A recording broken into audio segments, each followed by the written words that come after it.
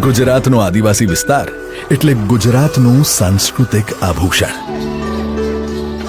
દક્ષિણમાં સહ્યાદ્રીની પર્વતમાળામાં વિકસેલો ડાંગ જિલ્લો હોય કે સાતપુડાની ગિરિમાળાઓની વચ્ચે આવેલ રમણીય નર્મદા જિલ્લો હોય કે પછી વિંધ્યાચલ, અરવલ્લી અને સાતપુડા ત્રણેય પર્વતમાળાના સંગમ સ્થાને આવેલો દાહોદ જિલ્લો હોય, વર્ષા ઋતુમાં અહીંની સુંદરતા દરેકને એટલા જ રમણીય છે.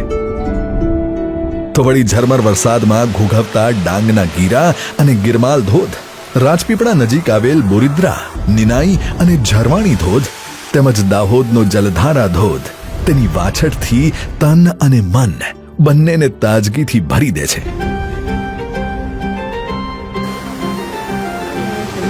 ચોમાસામાં ગાઢ જંગલોમાં ગુજરાતની વિવિધ ઇકો ટુરિઝમ સાઇટમાં રહેવાનો અનુભવ જ આહલાદક છે. સાથે જ ત્યાંનો પ્રાદેશિક ખોરાક જેમ કે ડાંગમાં નાગલીના રોટલા, દાહોદમાં દાળ પાનિયા અને ગરમાગરમ મકાઈ અને મગફળી મોસમની મજામાં અનેરો સ્વાદ રસ પૂરે છે. તો અહીંની સ્થાનિક કળા અને સંસ્કૃતિ સૌ કોઈના હૃદયને હર્ષથી ભીંજવી દે છે.